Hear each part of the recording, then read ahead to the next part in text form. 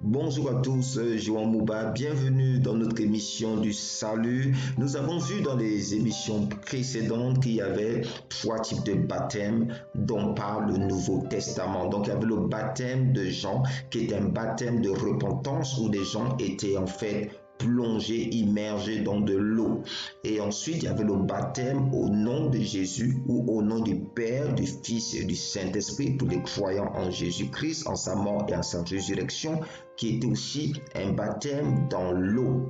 D'accord? Et à la fin, on a aussi le baptême dans le Saint-Esprit dont Jésus parle lui-même à ses disciples après sa résurrection. Lorsqu'il leur apparaît, il leur dit que dans peu de temps, ils vont recevoir la promesse du Père et ils seront baptisés dans le Saint-Esprit, donc immergés dans le Saint-Esprit.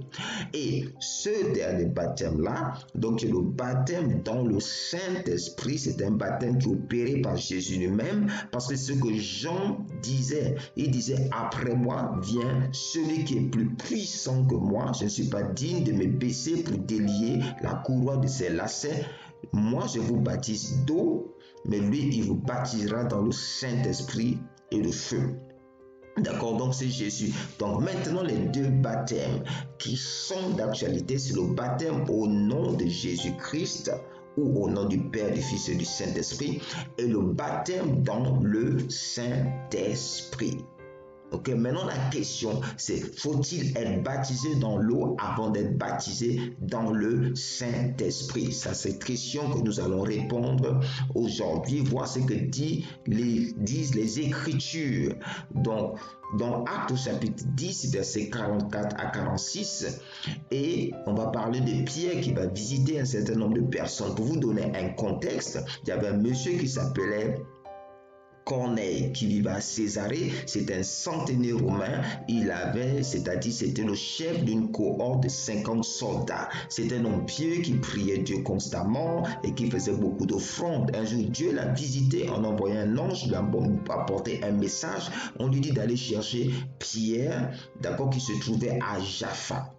D'accord? Et donc Corneille va envoyer donc des messagers pour aller chercher Pierre. Alors que ces messagers sont en chemin, Dieu aussi va visiter son apôtre Pierre, va travailler son cœur afin que Pierre soit disposé et aller vers ce qu'on appelle des païens. Païens veut doucement dire des non-juifs parce qu'il n'était pas permis à des juifs donc de se lier d'amitié ou d'entrer dans les maisons des païens. Mais Dieu avait besoin de faire quelque chose, donc il est intervenu dans la vie de Pierre avant, et lorsque les messagers sont venus, c'était plus facile pour Pierre d'obéir à Dieu. Donc Pierre parle avec les messagers que Corneille avait envoyés repartent à Césarée, et Corneille avait déjà regroupé plusieurs membres de sa famille et des amis intimes, et il explique la situation à Pierre, voici, et il dit à Pierre, maintenant nous nous trouvons devant toi, nous t'écoutons ce que Dieu va te mettre à cœur. Et Pierre reconnaît que Dieu ne fait pas exception de personne, et si quelqu'un le craint ou qui ce soit, Dieu va se révéler à cette personne. Et donc c'est ce qui s'est passé pour Corneille, et ça peut se passer pour toi aussi. Alors que tu es en train de chercher Dieu en écoutant ces messages sur le Saint-Esprit.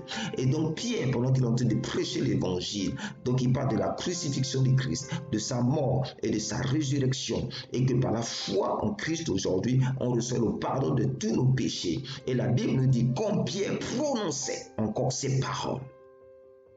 D'accord? Alors qu'il prononçait ces mots, le Saint-Esprit descendit sur tous ceux qui écoutaient la parole. Tous les fidèles circoncis qui étaient venus avec Pierre, donc d'autres d'origine juive, furent étonnés de ce que le don du Saint-Esprit était aussi répandu sur les païens, car ils les entendaient parler en langue et glorifier Dieu, c'est-à-dire ils prophétisaient même pas de louanges. Donc on voit ici le don du Saint-Esprit. C'était quoi? C'est le baptême dans le Saint-Esprit. Et ils parlent en langue et glorifiaient Dieu. Et ils étaient étonnés. Ils se sont dit, mais comment? Pourquoi ils étaient étonnés? Tout simplement parce que Pierre, voilà ce que Pierre a dit pour montrer son étonnement. Peut-on refuser l'eau du baptême à ceux qui ont reçu le Saint-Esprit aussi bien que nous? Et il ordonna qu'ils fussent baptisés au nom du Seigneur, sur quoi il le priait de rester quelques jours auprès d'eux. Donc Pierre dit que mais l'expérience qu'ils sont en train de vivre là, nous aussi on l'a vécu, nous aussi on a reçu le Saint-Esprit, nous aussi on a vécu une expérience qui s'appelle le baptême dans le Saint-Esprit, alors qu'il y avait exactement là, pendant la fête de la Pentecôte, pendant que les gens fêtaient la Pentecôte, nous dans la chambre haute, le Saint-Esprit nous a visité, la promesse du Père est arrivée, des langues de feu sont venues sur nous et on a parlé en d'autres langues, on prophétisait, on vous dit que c'est ce qui est en train d'arriver à ces personnes-là païennes. Mais alors Pierre dit, est-ce qu'on peut leur refuser l'eau? C'est-à-dire, est-ce qu'on peut ne pas les plonger dans l'eau, les baptiser dans l'eau, alors que Dieu les a déjà validés en les plongeant dans le Saint-Esprit? Jésus les a déjà validés en les plongeant dans le Saint-Esprit. On voit donc ici qu'on peut être baptisé dans le Saint-Esprit, même si on n'est pas encore baptisé dans l'eau. Être baptisé dans l'eau, c'est des hommes qui vont nous prendre, bien sûr, en obéissant à Dieu, pour nous plonger dans l'eau. Mais baptisé dans le Saint-Esprit, c'est Jésus qui le fait lui-même. Et Jésus qui est plus grand que tout homme, il les a déjà validés. Alors il faut aussi les baptiser d'eau. Donc sur ce, il fut baptisé dans l'eau aussi. Vous voyez? Donc même si vous n'êtes pas encore baptisé dans l'eau, vous pouvez être baptisé dans le Saint-Esprit. Dieu n'a pas un problème d'ordre ici.